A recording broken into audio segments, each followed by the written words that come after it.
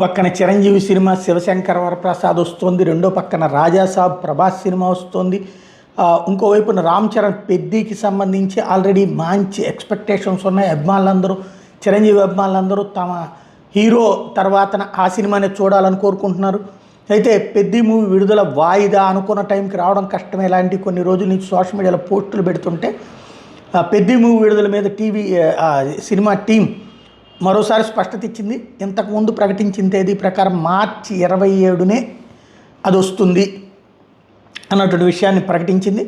AR Rahman పుట్టినరోజు సందర్భంగా ఆయనకు శుభాకాంక్షలు చెప్తూ దానికి సంగీతం ఇచ్చినందుకు గాను ఆయనకు ఒక పోస్ట్ పెట్టింది. చికిరి చికిరితో సెన్సేషన్ క్రియేట్ చేశారు, మరో సింగల్ కోసం అందరూ ఆసక్తిగా ఎదురు చూస్తారు అని చెప్తూ ఆ ప్రోమోలో మార్చి 27న ప్రపంచవ్యాప్తంగా పెద్ది పలకరిస్తాడంటూ స్పష్టం చేసింది.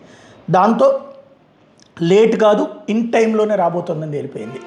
దాంతో రామ్ చరణ్ అభిమానులు అంటే ఇప్పుడు శివశంకర్ వరప్రసాద్ తర్వాత రామ్ చరణ్ ఇదొకటి, తర్వాత మళ్ళీ అటు పక్కన పవన్ కళ్యాణ్ ఈలోపు మరి ఉస్తాద్ భగత్ సింగ్ తర్వాత ఇంకా 2-3 సినిమాలు ఉన్నాయి కదా, ఎప్పుడు వస్తాయో చూడాలి.